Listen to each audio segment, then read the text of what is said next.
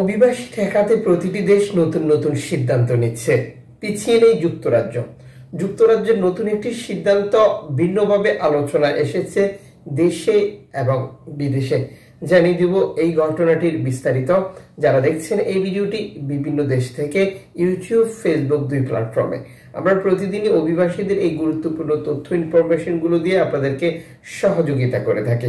প্রতিদিনের আপডেট প্রতিদিন জানতে চ্যানেলটি সাবস্ক্রাইব করুন, ফেসবুক পেজটি লাইক ফলো করুন।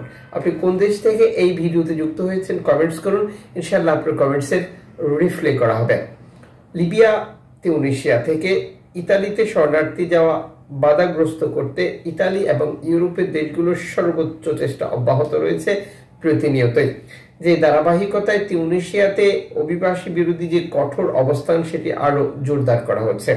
বিশেষ করে জলফাইয়ের বাগানগুলিতে আশ্রয় নেওয়া অভিবাসীদেরকে সেখান থেকে উচ্ছেদ করা হচ্ছে, আর উচ্ছেদ করার জন্য সর্বোচ্চ শক্তি প্রয়োগ করছে তিউনিসিয়ার বর্তমান ফ্যাসিস্ট স্বৈরাচার কাউস সাইদের সরকার।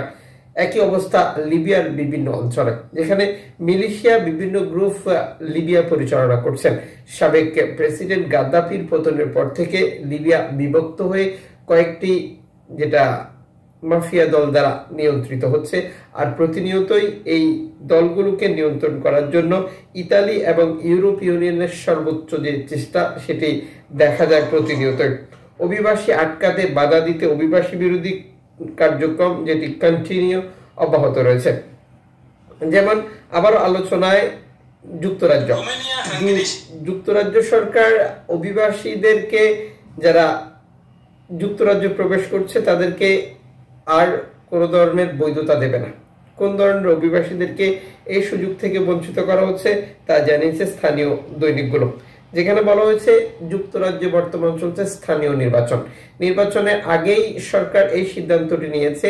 যুক্তরাজ্যে আসা যারা যৌন অপরাধী সে সকল লোকজনকে তারা কোনো ধরনের সহযোগিতা বা বৈধতা দেবে না। এছাড়া আরো বিভিন্ন ইস্যুতে যুক্ত রয়েছে। সাম্প্রতিক সময় যুক্তরাজ্য অভিবাসী মূল বিষয় সকল ক্ষেত্রে, যেটি রাজনৈতিক মাঠে আলোড়ন সৃষ্টি চলছে। বিশেষ করে সাবেক একজন ইন্ডিয়ান বংশোদ্ভূত প্রধানমন্ত্রী যখন যুক্তরাজ্যের পার্লামেন্টে আসে, সে অভিবাসীদেরকে রুয়ান্ডাতে পাঠানোর জন্য একটি চুক্তি করে। যদিও বর্তমান সরকার নির্বাচনের আগে প্রতিশ্রুতি দিয়েছিল তারা ক্ষমতা আসলে সেটি বাতিল করে দেবে, তারা বাতিল করেছিল। এরপরে 2025 সালের প্রথম 4 মাসে 10,000+ অভিবাসী প্রবেশ যেটা রেকর্ড করে, যে কারণে বর্তমান সরকার রয়েছে কঠিন বিতর্কের মুখে। আর এই পরিস্থিতিতে নতুন নতুন সিদ্ধান্ত আসছে যা অভিবাসীদের টোটাল প্রক্রিয়াটিকে আরো বাধাগ্রস্ত করবে বলে অনেকে মনে করছেন। যদিও এই সকল প্রক্রিয়ায় লিবিয়া থেকে তিউনিসিয়া থেকে অভিবাসী ইতালি আসা কিছুতেই বন্ধ হচ্ছে না।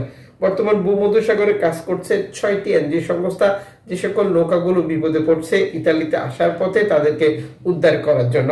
ধারাবাহিকভাবে যেটা স্বাভাবিক প্রক্রিয়ায় প্রবেশ সেটি অব্যাহত রয়েছে। একই সাথে রয়েছে দুর্ঘটনা, মৃত্যু এবং নিখোঁজ। লিবিয়ান কোস্ট গার্ডের আটক অভিযান তো অব্যাহত রয়েছে।